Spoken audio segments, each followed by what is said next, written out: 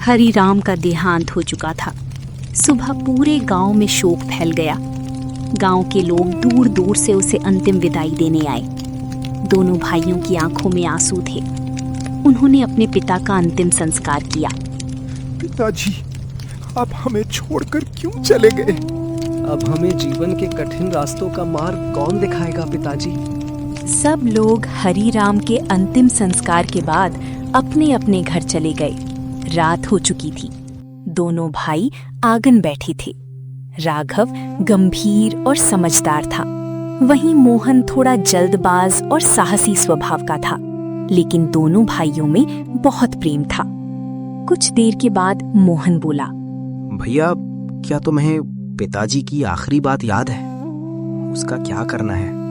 कौन सी बात मोहन? अभी तो कुछ समझ नहीं आ रहा। पिताजी हमें छोड़कर चले गए, यकीन नहीं होता।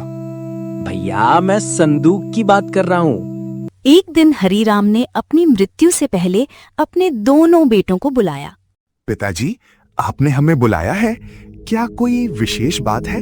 आप कुछ चिंतित दिखाई दे रहे हैं। मेरे बच्चों, मुझे लगता है कि अब मेरा समय निकट आ चुका है। शायद मैं अधिक दिनों तक इस संसार में ना रहूं। दोनों भाई ये सुनकर घबरा गए। पिताजी, आप ऐसी बातें क्यों कर रहे हैं? आप बिल्कुल ठीक हैं, आपको कुछ नहीं होगा। हम आपको कुछ नहीं होने देंगे। कल ही वैद्य जी को बुला लेंगे, आप चिंता मत कीजिए। हरिराम हल्का सा मुस्कुराया। जाने से पहले मुझे तुम्हें एक रहस्य बताना है। एक ऐसा रहस्य जो वर्षों से छुपा हुआ है। गांव के बाहर एक पुराना टूटा हुआ घर है। उस घर के भीतर एक रहस्य छुपा हुआ है। वहां एक संदूक है, लेकिन वो साधारण संदूक नहीं है। संदूक? उसमें क्या है पिताजी? क्या उसमें कोई खजाना है? उस प्रश्न का उत्तर तुम्हें स्वयं खोजना होगा। लेकिन याद रखना, उस रास्ते में ऐसे रहस्य छुपे हैं जो तुम्हारी परीक्षा लेंगे। इतना कहकर हरिराम चुप हो गया। उस रात दोनों भाई उसी बात के बारे में सोचते रहे, लेकिन उन्हें नहीं पता था कि अगले ही दिन उनकी जिंदगी बदलने वाली थी। ठीक है मोहन, कल सुबह चलकर देखते हैं। अगली सुबह सूरज निकलते ही दोनों भाई गांव से बाहर निकल पड़े। लगभग 2 घंटे चलने के बाद उन्हें दूर एक पुराना टूटा हुआ घर दिखाई दिया। घर की हालत बहुत खराब थी। दीवारों पर दरारें थीं, चारों तरफ अजीब सी खामोशी फैली हुई थी। लगता है यही वो जगह है। पिताजी इसी घर की बात कर रहे थे। मुझे तो ये जगह कुछ डरावनी लग रही है। डरने से कुछ नहीं होगा। हम यहाँ तक आ चुके हैं, अब हमें सच्चाई का पता लगाना ही होगा। दोनों सावधानी से घर के अंदर गए। उन्हें एक बंद कमरा दिखाई दिया। उन्होंने दरवाजा खोला। कमरे के अंदर घना अंधेरा था, कुछ भी दिखाई नहीं दे रहा था। तभी मोहन को एक खिड़की दिखाई दी। उसने खिड़की खोल दी। सूरज की रोशनी पूरे कमरे में फैल गई। दोनों ने चारों ओर देखा। कमरा पूरी तरह खाली था। ना कोई संदूक, ना कोई सामान। दोनों हैरान हो गए। यहाँ तो कुछ भी नहीं है। क्या हम गलत जगह आ गए? मुझे तो लगता है हम व्यर्थ ही यहाँ आए। नहीं, पिताजी ने कभी झूठ नहीं कहा। कुछ ना कुछ अवश्य छुपा हुआ है। दोनों कमरे को ध्यान से देखने लगे। अचानक राघव की नजर दीवार पर पड़ी। वहां एक विचित्र चित्र बना हुआ था। दोनों उसके पास गए। चित्र में पूरा कमरा बना हुआ था और ठीक बीच में एक बड़ा एक्स का निशान बना था। राघव की आंखें चमक उठी। हाँ, अब मैं समझ गया। ये कोई साधारण चित्र नहीं है, ये एक नक्शा है। नक्शा? लेकिन इसमें तो सिर्फ ये कमरा बना है। तुम्हें क्या समझ आया? देखो, ये एक्स का निशान कमरे के बीच में बना है। इसका मतलब है कि जिस चीज की हमें तलाश है वो जमीन के नीचे छुपी हुई है। दोनों तुरंत खुदाई करने लगे। कई घंटों की मेहनत के बाद अचानक फावड़ा किसी कठोर चीज से टकराया। उन्होंने मिट्टी हटानी शुरू की। धीरे धीरे एक बड़ा लकड़ी का संदूक दिखाई देने लगा। हमें मिल गया, आखिरकार हमें मिल गया। पिताजी सच कह रहे थे। रुको, पहले इसे बाहर निकालते हैं। काफी मेहनत के बाद दोनों संदूक को बाहर निकाल लाए। उनके दिल तेजी से धड़क रहे थे। मोहन ने संदूक खोल दिया, लेकिन जैसे ही संदूक खुला, दोनों आश्चर्य में पड़ गए, क्योंकि उसके अंदर सोना चांदी नहीं था। उसके अंदर एक और छोटा संदूक रखा था और उसके साथ एक पुराना नक्शा। ये क्या मजाक है? एक संदूक के अंदर दूसरा संदूक? नहीं, ये किसी बड़ी योजना का हिस्सा है। पहले ये नक्शा देखते हैं। राघव ने नक्शा खोला। नक्शे के पीछे कुछ शब्द लिखे हुए थे। उसने पढ़ना शुरू किया। इस खजाने के संदूक को खोलने की चाबी 3 कठिन पड़ावों को पार करने के बाद प्राप्त होगी। जो व्यक्ति साहस, बुद्धि और धैर्य की परीक्षा में सफल होगा, वही इस खजाने का अधिकारी बनेगा। दोनों एक दूसरे को देखने लगे। नक्शे के अनुसार उन्हें एक रहस्यमयी जंगल तक पहुंचना था। जंगल का नाम था भ्रमवन। कहा जाता था कि वहां जाने वाला व्यक्ति अपना रास्ता भूल जाता था। शाम होते होते दोनों वहां पहुंच गए। जंगल में प्रवेश करते ही उन्हें अजीब आवाजें सुनाई देने लगी। कभी किसी के रोने की आवाज, कभी किसी के हंसने की, कभी किसी के मदद मांगने की। मोहन घबरा गया। मुझे ये जगह बिल्कुल अच्छी नहीं लग रही। ऐसा लग रहा है जैसे कोई हमें देख रहा हो। चलो वापस चलते हैं। याद करो पिताजी क्या कहते थे, भय मनुष्य की सबसे बड़ी कमजोरी है। अगर हम डर गए तो कभी आगे नहीं बढ़ पाएंगे। दोनों आगे बढ़ते रहे। तभी अचानक उनके सामने 3 रास्ते आ गए। नक्शे में सिर्फ एक रास्ता सही बताया गया था, लेकिन कौन सा ये उन्हें नहीं पता था। और यहीं से उनकी पहली असली परीक्षा शुरू होने वाली थी। भ्रमवन के बीचों बीच राघव और मोहन खड़े थे। उनके सामने 3 अलग अलग रास्ते थे। तीनों रास्ते बिल्कुल एक जैसे दिखाई दे रहे थे। चारों तरफ घना कोहरा फैला हुआ था। पेड़ों की टेढ़ी मेढ़ी शाखाएं ऐसे हिल रही थीं जैसे कोई अदृश्य शक्ति उन्हें चला रही हो। कुछ क्षणों तक दोनों भाई चुपचाप खड़े रहे। वे समझ नहीं पा रहे थे कि किस रास्ते पर जाएं।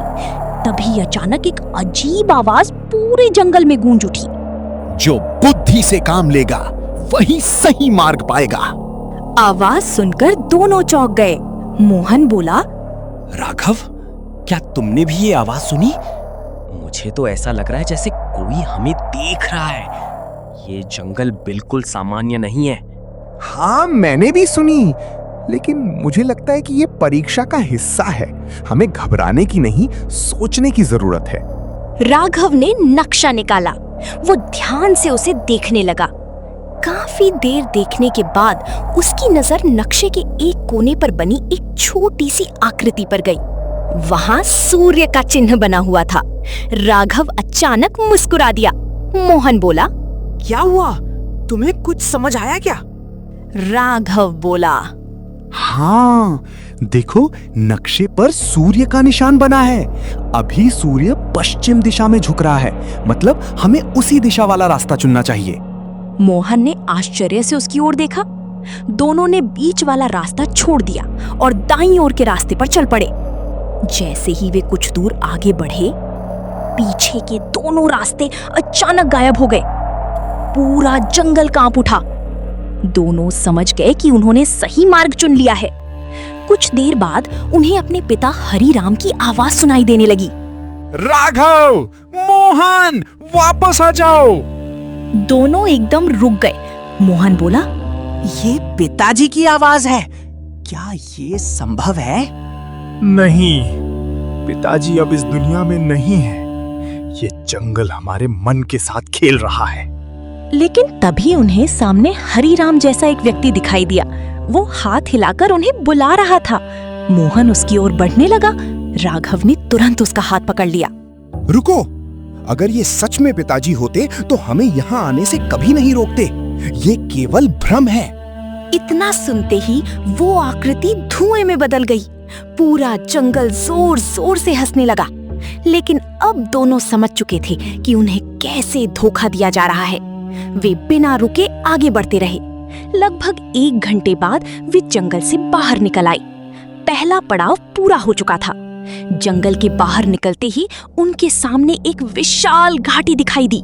घाटी में चारों तरफ बड़े बड़े पत्थर खड़े थे।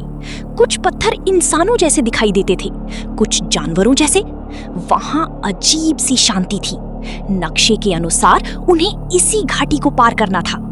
जैसे ही दोनों अंदर पहुंचे, अचानक जमीन कांपने लगी। धड़ाम धड़ाम धड़ाम, सामने खड़े पत्थरों में हरकत होने लगी। धीरे धीरे वे विशाल पत्थर जीवित प्राणियों में बदल गए। उनकी आंखें लाल रंग से चमक रही थीं। मोहन डरकर पीछे हट गया। मोहन बोला, हे भगवान, ये पत्थर जीवित हो गए। अब हम क्या करेंगे? घबराओ मत, हर परीक्षा का कोई ना कोई हल जरूर होता है। हमें ध्यान से सोचना होगा। तभी सबसे बड़ा पत्थर दानव आगे आया। उसकी आवाज गूंज उठी। पत्थर दानव बोला, ये घाटी शक्ति की नहीं, बुद्धि की परीक्षा लेती है। यदि मेरी पहेली का उत्तर दे दिया तो तुम आगे जा सकते हो, अन्यथा हमेशा के लिए पत्थर बन जाओगे।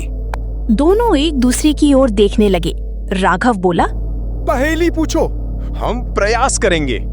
ऐसी कौन सी चीज है जिसे जितना बांटो वो उतनी ही बढ़ती जाती है? दोनों सोचने लगे। कुछ क्षणों तक कोई उत्तर नहीं मिला। फिर अचानक मोहन मुस्कुराया। मुझे उत्तर मिल गया है। वो है ज्ञान। जितना ज्ञान बांटो उतना ही बढ़ता है। ये सुनते ही पूरी घाटी में प्रकाश फैल गया। पत्थर दानव मुस्कुराया। पत्थर दानव बोला, उत्तर सही है। तुम्हारे पिता भी यही उत्तर देते। तुम आगे जा सकते हो। दूसरा पड़ाव भी पूरा हो चुका था। दोनों पड़ाव पूरे करने के बाद वे नक्शे में दिखाई गई जगह पर पहुंच गए। वहां एक विशाल पहाड़ खड़ा था। दोनों उसके पीछे की ओर गए और जो उन्होंने वहां देखा उसे देखकर वे स्तब्ध रह गए।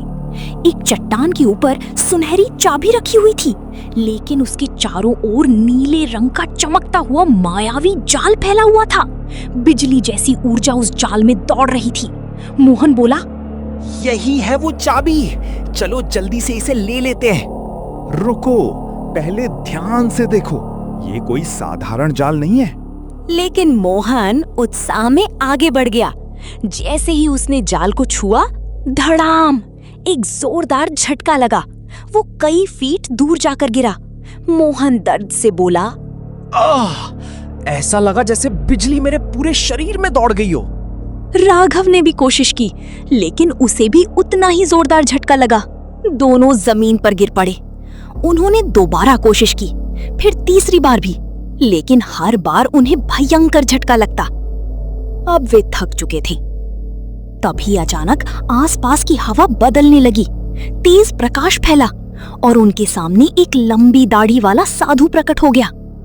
दोनों हैरान रह गए।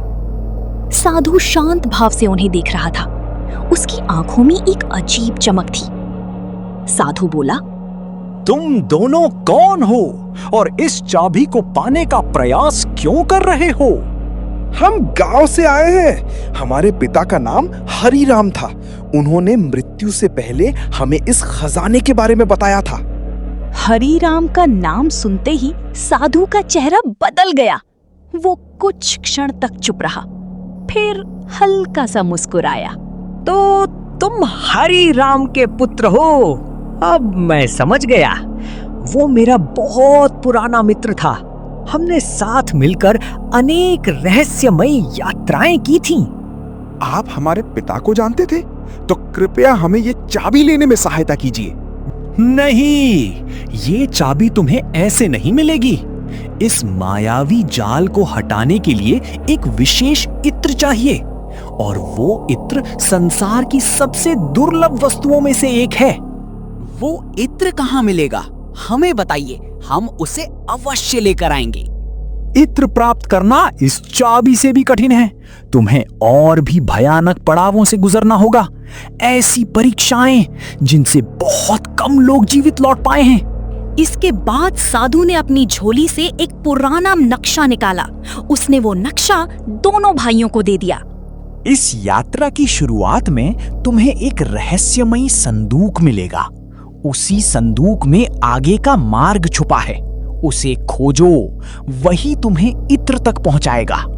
दोनों भाइयों ने नक्शा ले लिया, लेकिन इससे पहले कि वे कुछ और पूछ पाते, साधु धीरे धीरे प्रकाश में बदलने लगा और अगले ही क्षण वो पूरी तरह अदृश्य हो गया। दोनों भाई स्तब्ध खड़े रह गए। अब उनके सामने एक और भी बड़ा रहस्य खड़ा था। मायावी चाबी वाली जगह से लौटने के बाद राघव और मोहन ने साधु द्वारा दिया गया नया नक्शा खोला। नक्शा पहले वाले नक्शों से बिल्कुल अलग था, बल्कि अजीब प्रकार के चिन्ह बने हुए थे। सुबह होते ही दोनों भाई उस दिशा में चल पड़े जो नक्शे में दिखाई गई थी। लगभग आधे दिन तक चलने के बाद वे एक सुनसान मैदान में पहुंचे। मैदान के बीचों बीच एक काले रंग का पत्थर रखा हुआ था और उसी पत्थर के सामने एक छोटा सा संदूक रखा था। क्या यही वो संदूक है जिसके बारे में साधु ने बताया था? इतना छोटा संदूक किसी बड़े रहस्य का रास्ता कैसे हो सकता है? अब तक हमने जितने रहस्य देखे हैं, उनके बाद किसी चीज को साधारण समझना गलती होगी। मुझे लगता है कि यही हमारी अगली परीक्षा का द्वार है। दोनों धीरे धीरे संदूक के पास पहुंचे। संदूक पर कोई ताला नहीं था। मोहन ने उसका ढक्कन उठाया, लेकिन जैसे ही ढक्कन खुला, अंदर से एक तेज नीली रोशनी निकलने लगी। पूरा मैदान कांप उठा, धरती हिलने लगी। दोनों भाइयों ने पीछे हटने की कोशिश की और वे सीधे उस संदूक के अंदर खिंचते चले गए।